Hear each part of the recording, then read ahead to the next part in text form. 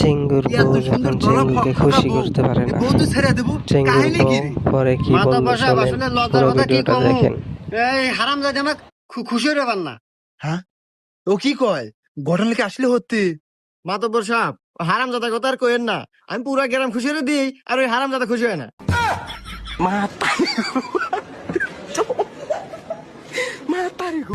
গ্রামে তো আমিও থাকি, আমাকে তো আল্লাহ খুশি হইলে না।